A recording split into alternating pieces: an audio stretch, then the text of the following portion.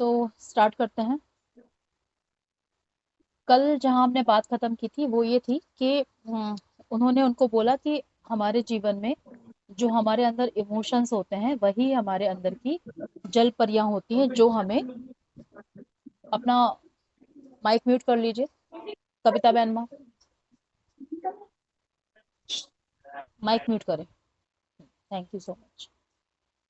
तो जो भी जलपरियां होती हैं, यानी कि हमारी जो इमोशंस होते हैं, वो सारे के सारे इमोशंस जो होते हैं वो हमें भव सागर यानी कि समुद्र में खींचते हैं। जैसे कि हमने जाना कि उर्वा को वो सारे इमोशंस खींचते थे समुद्र में। ठीक है। तो ऐसे ही हमें भी वो सारे इमोशंस खींचते हैं।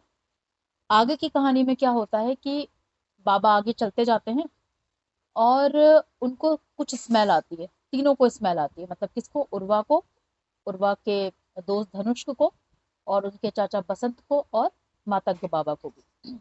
उनको लगता है कहीं से स्मेल आ रही है, तो वो देखते हैं झाड़ियों में एक कुत्ता जो होता है वो बहुत बुरी तरह से घायल होता है और उसको कीड़े खा रहे होते हैं। तो ये लोग बोलते हैं कि नहीं, ये भी एक तरीके की जल परी है, क्योंकि हमें इसके साथ दया की भावना हमारी जुड़ गई। तो अगर हम इसकी सहायता करेंगे तो इसका मतलब ये है कि हम उसके कर्मों के भागी बनेंगे। तो बाबा कहते हैं कि कई बार जीवन में ऐसे पल भी आएंगे जहां पर आपको आपके कर्मों को नहीं, ये नहीं देखना पड़ेगा कि हमारे कर्मों का आदान प्रदान हो रहा है, बुरे कर्म उसके हमारी तरफ आ रहे हैं। आपको अपने मानव स्वभाव को ही फॉलो करना पड़ेगा। जैसे मान के चलते हैं, हम कहीं जा रहे हैं और कहीं कोई दुर्घटना हो जाती है। हमें पता है कि अगर हमने इसके ऊपर दया की तो इसके कर्म हमारे कर्मों से जुड़ जाएंगे। लेकिन मानव स्वभाव, मानवता, इंसानियत ये कहती है कि हमें उसकी मदद करनी चाहिए। तो बाबा कहते हैं कि कई बार हमें जानते समझते हुए भी इन इमोशंस में पढ़ना पड़ता है। लेकिन जब हम ये समझ जाते हैं तुरंत कि ये मेरे सामने कोई जलपरी आई है और मुझे केवल इसकी सहायता करनी है, ना कि इसके दुख में दुखी होना है। समझ रहे हैं बात को? ना कि मुझे कोई ऐसे ऐसे बिल्कुल एकदम कष्ट में नहीं आ जाना उसको देख के। तो बाबा ने कहा, मुझे वो कुत्ता दिखाई दे रहा है कि वो घायल है, मैं उसके दुख से दुखी नहीं हूँ, लेकिन मैं उसको ऐसे मरते हुए नहीं छोड़ सकता। आप लोग जाओ और जड़ी बूटी ढूंढ कर लाओ। अब जो धनुष और बसंत होते हैं वो जड़ी बूटी ढूंढने के लिए चले जाते हैं उस कुत्ते के लिए। लेकिन जो उर्वा होता है ना, वो मना कर देता है कि नहीं, मैं नहीं करूंगा मदद। तो कहते हैं, बाबा गुस्सा हो जाते हैं। बाबा कहते हैं जाओ, तुम जाके शहद ढूंढो। तो वो कहते हैं ठीक है। वो शहद ढूंढने चला जाता है, जड़ी बूटी ढूंढने के लिए नहीं जाता। थोड़ी देर बाद क्या होता है कि बाबा उस कुत्ते को ऑब्जर्व कर रहे होते हैं कि उस कुत्ते को कहाँ कहाँ चोट लगी है। तो वो देखते हैं कि उसकी आंख को जो है ना, उसको इतना बुरी तरह वो कुत्ता घायल होता है कि उसकी आंख को कीड़ों ने, इल्लियों ने खा लिया होता है। तो बाबा को उस कुत्ते को देखकर तो कुछ प्रॉब्लम नहीं होती। लेकिन अर्चना माँ, आप अपना पहले, सबसे पहले माइक म्यूट करें।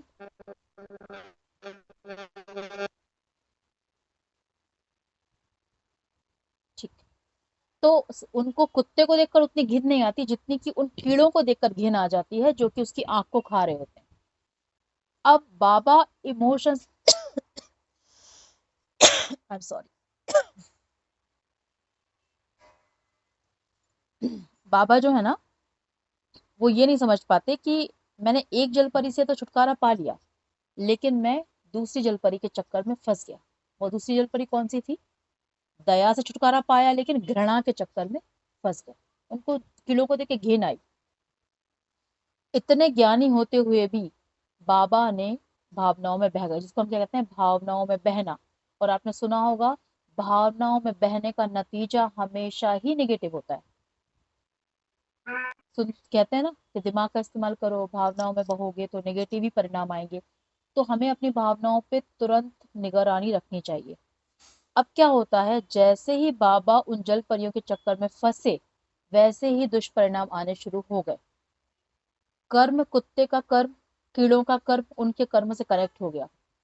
जैसे ही उन्होंने गुस्से में आवाज लगाना शुरू किया, घिन से इतने भर गए थे कि उनको गुस्सा आने लग गया। उन्होंने घनिष्क को आवाज लगाई, बसंत को आवाज लगाई कि इतना टाइम हो गया, तुम लोग अभी तक दवाई लेकर क्यों नहीं आए, जड़ी बूटी लेकर क्यों नहीं आए। वो गुस्से में एकदम पागल हुए जा रहे थे।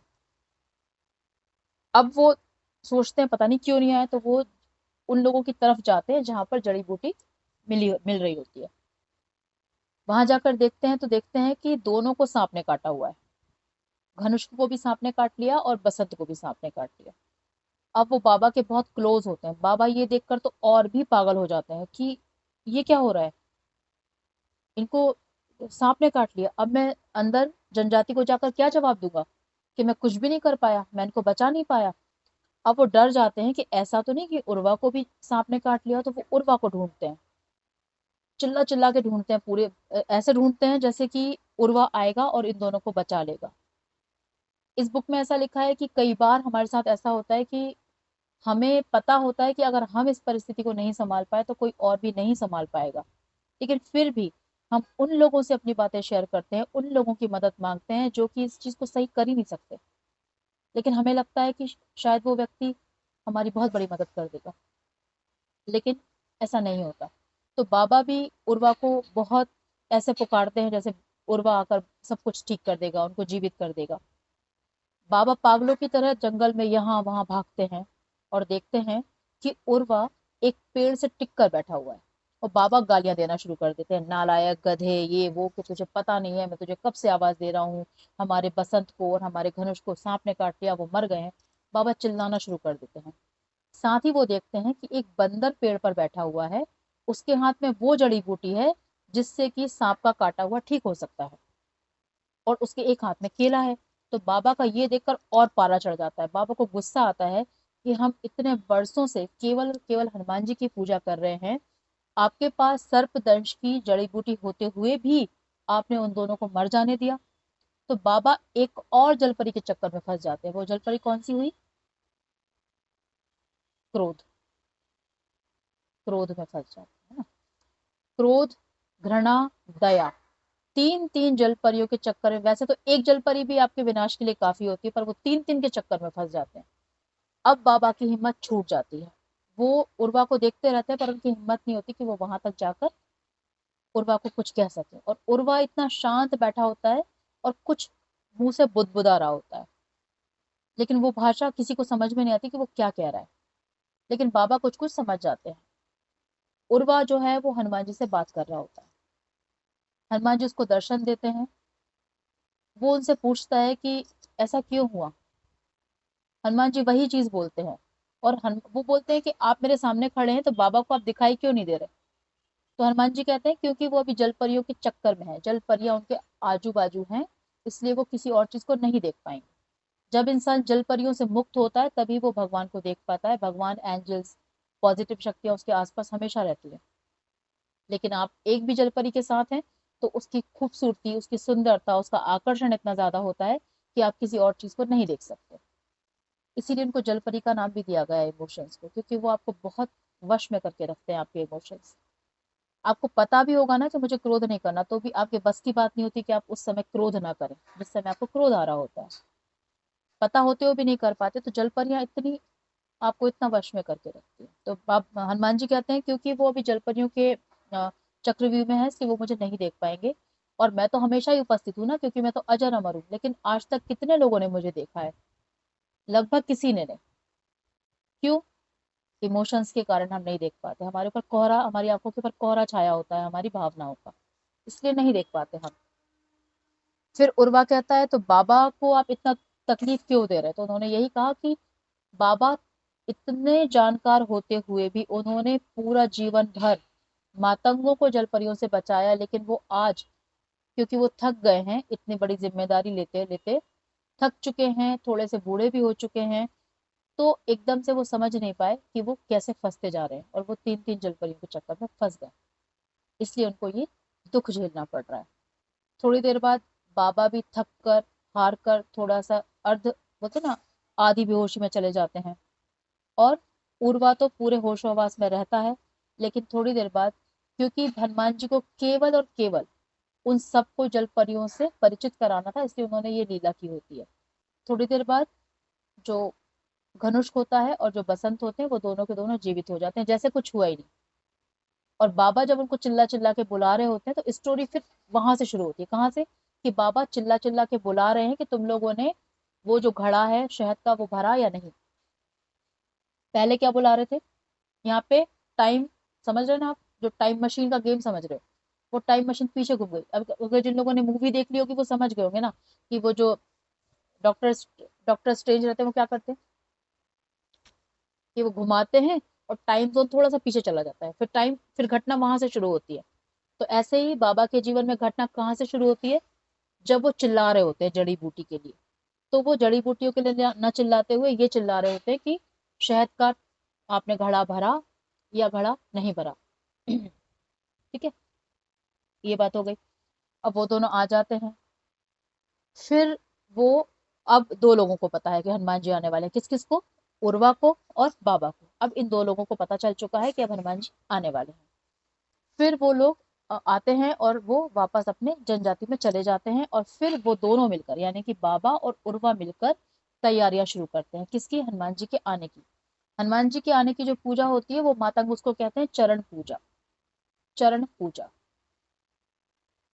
इसके लिए वो तांत्रिक गतिविधियों से पूरा व्यवस्था करते हैं, जहां पर वो हनुमान जी से बैठकर शिक्षा दीक्षा ग्रहण करते हैं।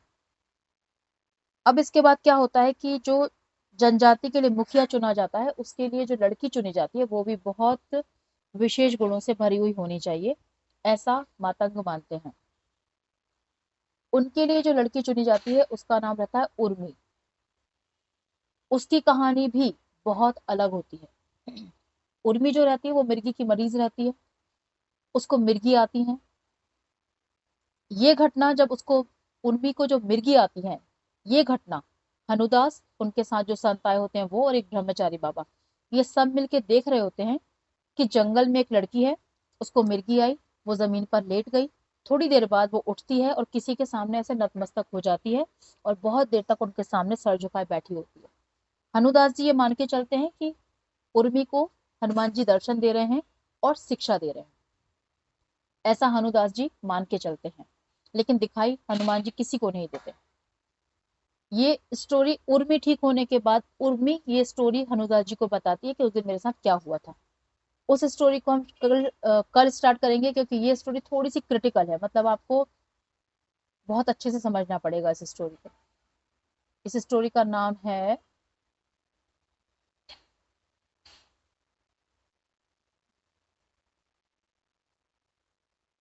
बहुत विस्तार में बताई गई है। इस स्टोरी का नाम ही है, सुनिए क्या है, अवर्णीय का वर्णन।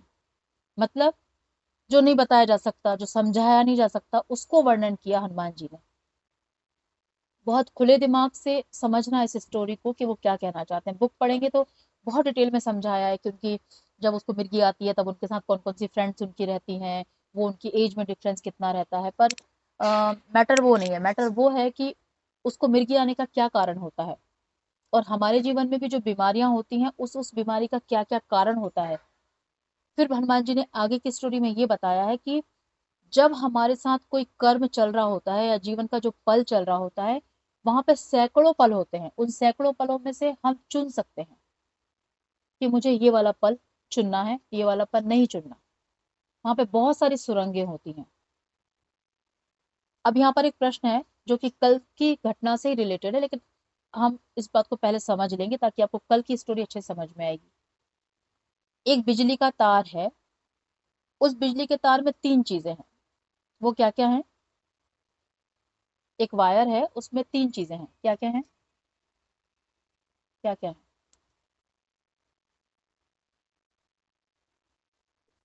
एक ऊपर की कोडिंग जो कि प्लास्टिक की है, एक अंदर का कॉपर वायर। ठीक है, इंपॉर्टेंट क्या है, वो कॉपर वायर या वो प्लास्टिक की कोडिंग? Copper wire. इंपॉर्टेंट है। और कोई बताएगा? वायर वायर का कोटिंग। आपकी आवाज नहीं आ रही। इलेक्ट्रिसिटी। नहीं, आपकी राधिका माँ आ रही, शिल्पा दोनों माँ की। भी इम्पोर्टेंट है ना। दोनों ही इंपॉर्टेंट नहीं है। ना कॉपर, कॉपर ज्यादा इम्पोर्टेंट इलेक्ट्रिसिटी। है। ना तो कॉपर वायर इलेक्ट्रिसिटी में। इंपॉर्टेंट है। हाँ, कॉपर ना कॉपर वायर इंपॉर्टेंट है और ना उसके प्लास्टिक की कोडिंग इंपॉर्टेंट है। उसके अंदर जो बह रही है इलेक्ट्रिसिटी यानी कि करंट, वो इंपॉर्टेंट। ठीक है, कहने का मतलब क्या हमारी ये बॉडी इंपॉर्टेंट है, या हमारी हड्डियां इंपॉर्टेंट है? क्या इंपॉर्टेंट? ना तो हड्डियां इंपॉर्टेंट है, ना हमारी बॉडी की कवरिंग इंपॉर्टेंट। इसके अंदर जो एनर्जी बह रही है वो महत्वपूर्ण है।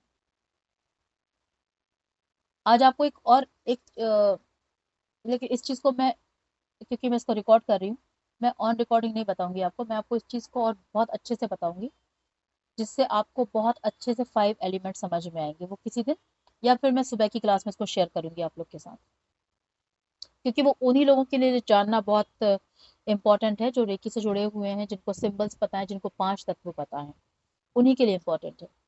बाकी समझ भी नहीं पाएंगे और इतना महत्वपूर्ण उनके लिए है भी नहीं। तो ये अभी तक की कहानी थी, जिसमें हमें इमोशंस का गेम समझ में आया कि भगवत गीता भी अलग तरीके से सेम बात कह रही है, बाकी सारी बुक्स भी सेम बात कह रही हैं, और हनुमान जी ने तो सीधे मुख से अपने जनजाति को ये वाली बात कही है कि हमें इमोशंस, अगर हमें मुक्त भी होना है तो इमोशंस ही हैं जो हमें, कहते हैं कर्म कब खत्म होंगे? जब किसी के प्रति इमोशंस खत्म होंगे। अगर आपका किसी के प्रति कोई भी इमोशन है, अच्छा या बुरा, तो आपका कर्म है वहां पे, वो जब तक क्लियर नहीं होगा तब तक आप मुक्त नहीं होंगे। जहाँ इमोशंस खत्म, इसीलिए इसीलिए लोग परिवार को छोड़कर एकांत में जाकर साधना करते हैं, क्योंकि उनको भावनाओं के गेम से बचना है। उनको ये पता है, इसीलिए बोलते हैं ना, जो गृहस्थ संत होता है वो सबसे ज्यादा महान होता है, क्योंकि लोगों के बीच में रहकर इमोशंस के गेम से बचना नेक्स्ट टू इम्पॉसिबल है, पॉसिबल ही नहीं है। लेकिन दूर रहकर, जब कोई है ही नहीं, तो आप किसके साथ इमोशन का गेम खेलोगे? वो आप बच सकते हो उससे। तो ये एक तरीका होता है हमारे साधु संतों का कि वो दूर चले जाते हैं अपने घर परिवार से एक समय के बाद, जिसको हमारे यहाँ संन्यास संस्कार भी कहा जाता है। एक एज के बाद, जो वानप्रस्थ के बाद संन्यास संस्कार, क्योंकि वो इम्पोर्टेंट है। ठीक है, कल शुरू करेंगे हम उर्मी की कहानी, जो कि जनजाति की मुखिया की पत्नी होने वाली है। उसकी लाइफ से भी आप बहुत इंपॉर्टेंट मैसेज सीखोगे। ठीक है, अभी बज रहे हैं 8:21। कुछ डिस्कस करना चाहते हैं तो डिस्कस कर सकते हैं।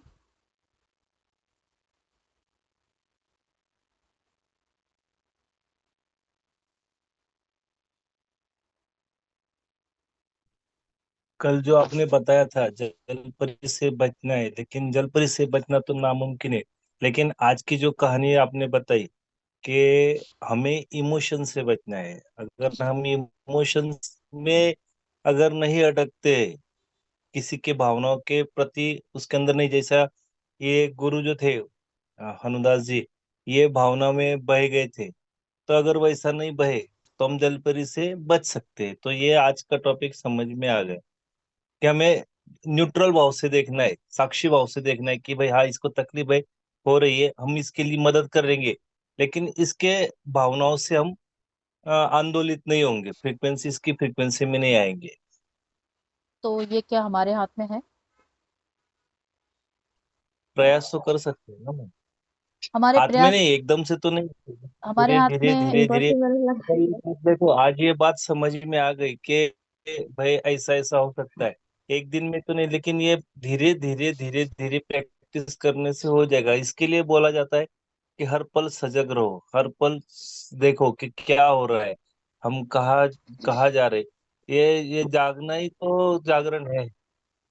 हाँ, हम तो किस इमोशन में फंस रहे हैं, एक तो अच्छा है या बुरा है, किसी के प्रति हमारा प्रेम है या किसी के प्रति द्वेष है, ये दोनों ही सबसे इम्पोर्टेंट, ये दोनों ही है।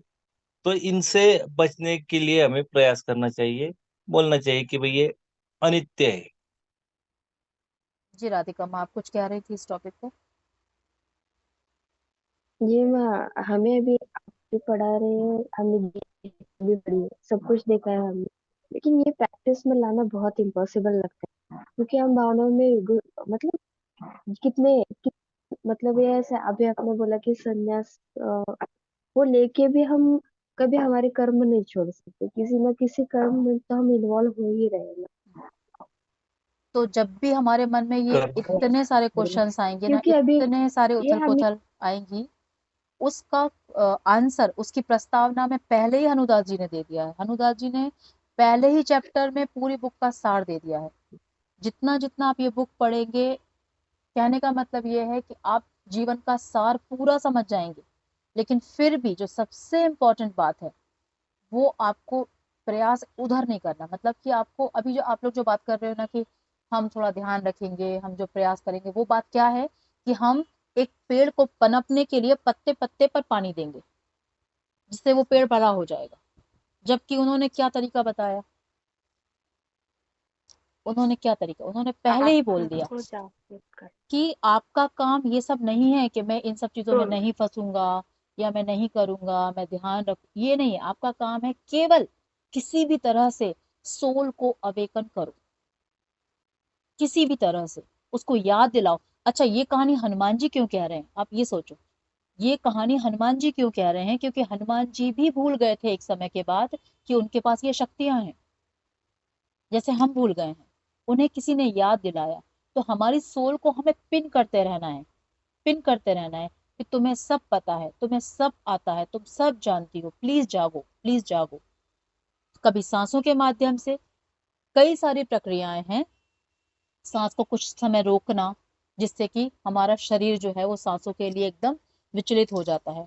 तो अवेकन, थोड़ी सी सोल अवेकन होती है, थोड़ा जागती है, थोड़ा जागती है। ठीक है। और हमारी जो मंत्र साधनाएं हैं वो जाकर हिट करती है। लेकिन मंत्र साधना कब हिट करती है, जब हम मंत्र के साथ एक हो जाते हैं।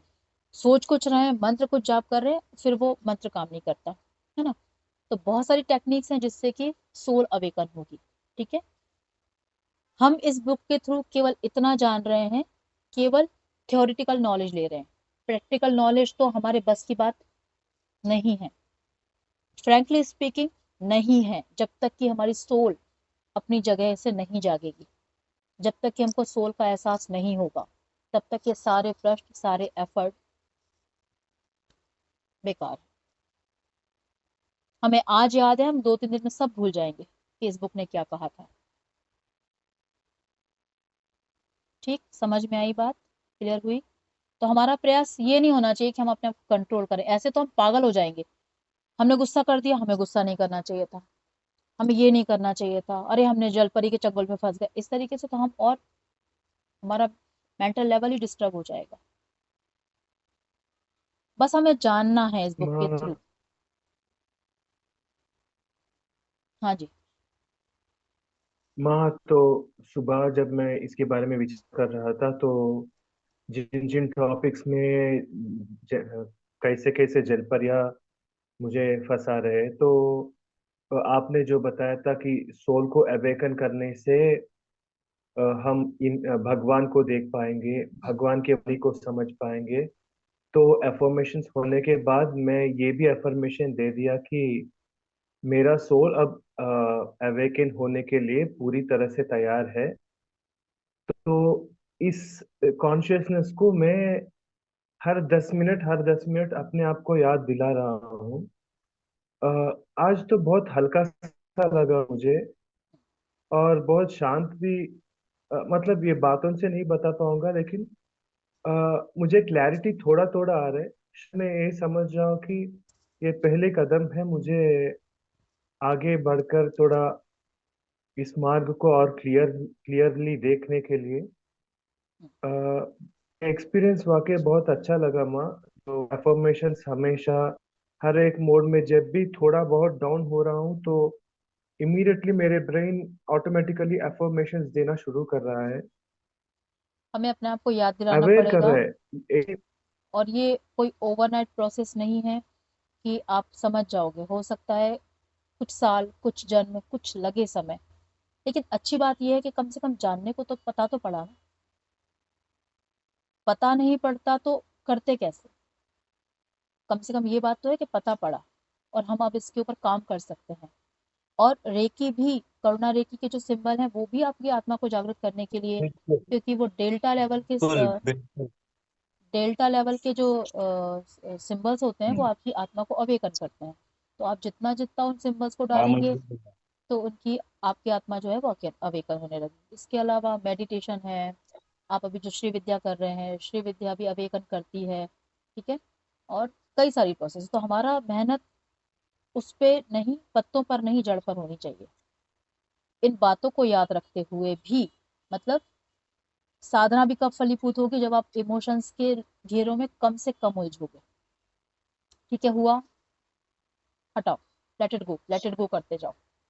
ठीक है, बस ये आपकी साधनाओं को थोड़ा बल देंगी चीजें, ये जो बुक है। बाकी मेहनत, अवेयरनेस, ये सब कुछ आपकी ही मेहनत। ठीक है, आत्मा की अवेयरनेस ना करुणा रेखी के सिंबल से आएगी। हम अगर मंत्र जाप करते हैं तो हम एनर्जी बढ़ेगी, लेकिन एनर्जी कंट्रोल करना भी जरूरी है। और आत्मा के अवेकन के लिए करुणा रेखी के सिंबल जो फ्रीक्वेंसी है वो ज्यादा जरूरी है। आपके पास वो करुणा रेखी का फ्रीक्वेंसी के सिंबल सिंबल की फ्रीक्वेंसी का म्यूजिक है क्या मैम? अगर नहीं हो तो दीजिए नहीं, ना। खैर वो तो खैर आप उस पे क्योंकि डालते हो, करुणा रेखी। उस पे हम्म। डालते हो ना आप यूट्यूब पर, तो आपको बहुत सारे मिल जाएंगे म्यूजिक। बांसुरी का जो म्यूजिक है वो अच्छे तरीके से रिलेट करता है करुणा रेखी से। तो हम्म, कोई भी फ्लूट म्यूजिक आप लगाते हो तो वो करुणा रेखी। लेकिन आप कभी बिना म्यूजिक के भी करोगे, आप सिंबल्स पे ज्यादा फोकस करोगे ना कि साउंड पर, तो वो ज्यादा मोर इम्पैक्टफुल है। कुछ और समय माँ बाद मैंने एक बात हाँ, तो वो एक बात भी मैंने शाह जी के लेक्चर में सुनी थी कि हम इमोशन में अटक जाते, बंधन में अटक जाते, तो उनसे रिलीज होने के लिए हमें फॉरगिवनेस करना बहुत ज्यादा जरूरी है। मंत्र जाप करना भी जरूरी है, फॉरगिवनेस करना भी जरूरी है।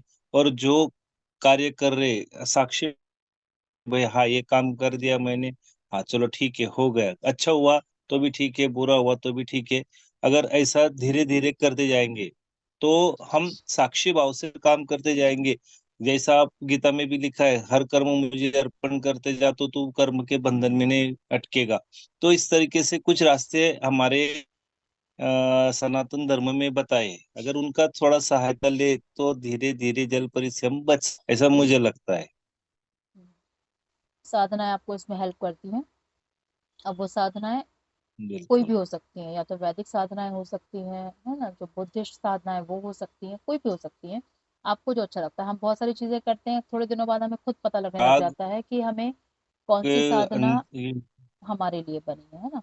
जैसे हम सब लोग हैं, तो हम सब लोग इतने ब्लेस्ड हैं कि हम लोगों ने रेकी भी करके देखा, हम लोगों ने वैदिक साधनाएं भी करके देखा, हम लोगों ने मंत्र साधना भी करके देखा, ध्यान भी करके देखा। तो अब हम इस लेवल पे हैं कि हमको समझ में आ जाता है कि हमें क्या सूट करता है, हमें क्या अच्छा लगता है। बराबर। तो वो जो मार्ग है जो आपके सोल को अच्छा लगता है, वही आपके अवेकनिंग के लिए रास्ता है। उसको ज्यादा करें, बाकी चीजों को आप कम करें, लेकिन बैलेंस बना के चलें। अब ऐसा कहा जाता है ना कई बार कि आप तो हाँ, या तो ज्ञान, भक्ति या कर्म मार्ग में से कोई एक चुने। लेकिन ऐसा नहीं है, तीनों इंटरकनेक्टेड हैं, आप तीनों को साथ लेकर भी चल सकते हैं। कोई जरूरी चल नहीं है कि सकते आपको एक चुनना है, ऐसा कुछ इंपॉर्टेंट नहीं है ना। और कोई कुछ पूछना चाहता है? आप कंसिस्टेंट कैसे रहे इसमें सब में? कंसिस्टेंट रहने के लिए मैं आपको बताऊं, सबसे बड़ी बात यह है कि आपको अपने आप को मजबूर करना पड़ेगा।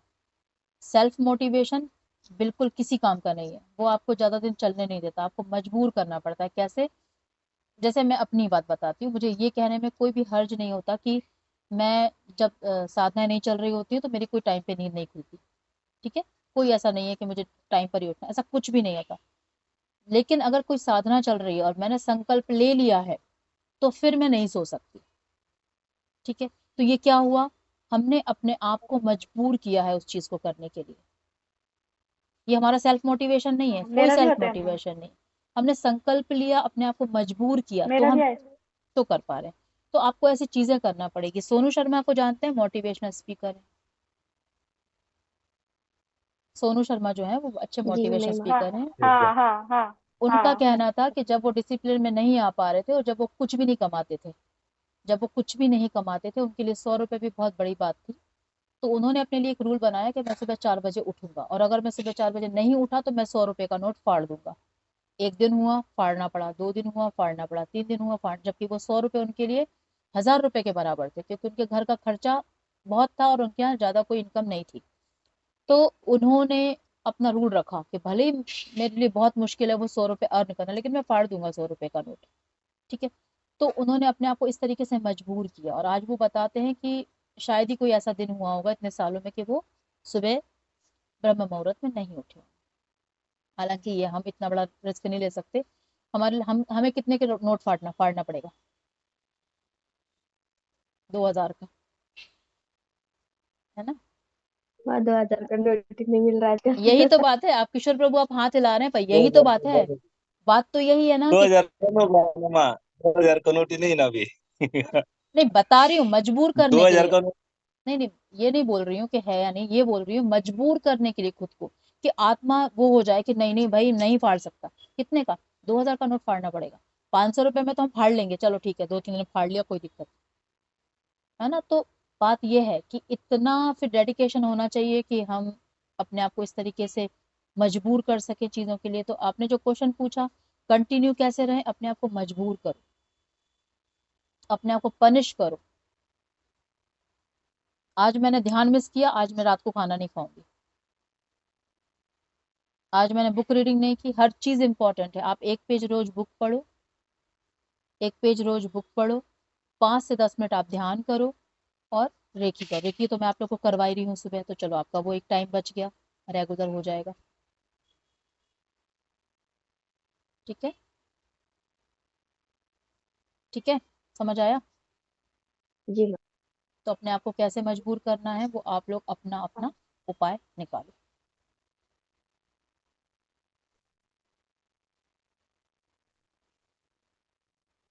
जहां तक मुझसे हो बन पड़ रहा है, तो मैं आपकी 2 चीजें तो करवा दे रही हूँ। एक तो रेकी से कनेक्टिविटी और स्वाध्याय, ये 2 चीजें मैंने आपकी करवा दी हैं। बाकी कुछ चीजें हैं वो आप थोड़ा सा अपना डिसिप्लिन मेंटेन करो। ये 2 चीजें भी बहुत महत्वपूर्ण है।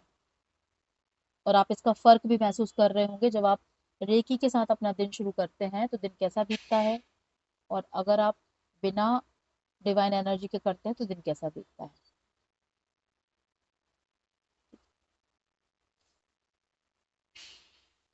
ठीक है जी, आई थिंक ऑल क्लियर।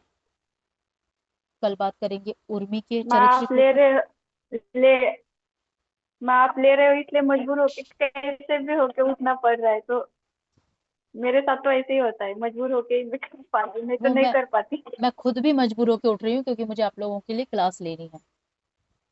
वो सबके साथ है। तो आपको ऐसे ही नियम अच्छी बनाने बात है। पड़ेंगे। मान के चलते हैं कि आपकी कोई फैमिली मेंबर है, आप एक बच्चे को ही सोचो कि मैं आप लोगों को सनातन धर्म के बारे में कुछ बताऊंगी, ऐसा सोच के मान के चलो। फिर आपको उसको पढ़ाना है, रोज कुछ ना कुछ तो आपको पढ़ना पड़ेगा। इस तरीके से आपको दूसरों की सहायता लेनी ही पड़ती है।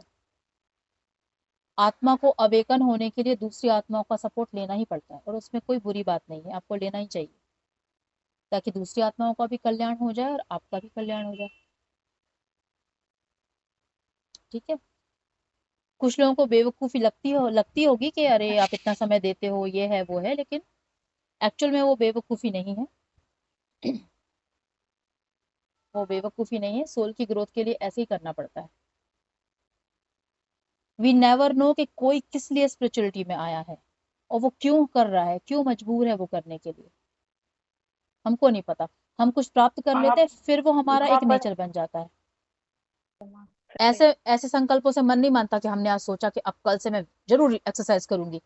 ऐसे संकल्पों से मन नहीं मानता। हमारा मन बहुत चालाक है। भगवान के सामने पानी लेकर पानी छोड़ दिया, फिर मन बिल्कुल खत्म। फिर मन की कुछ नहीं चलती। आपने किया है ना, मुझे मालूम है आपकी गायत्री साधना के समय आपकी शारीरिक हालत क्या थी, लेकिन आपने हाँ, छोड़ा, एक दिन भी मिस किया नहीं किया ना? नहीं किया। बस। संकल्प किया था जिन लोगों ने नहीं किया वो वो आपको देख के मन बोलेंगे कि अरे मन शिल्पा, नहीं माने पे। शिल्पा माँ ने कैसे किया। सबके लिए फिर आश्चर्य की एक ना एक बात तो हो ही जाती है ना। जिसने नहीं किया उसको लगेगा तो। संकल्प किया होता है,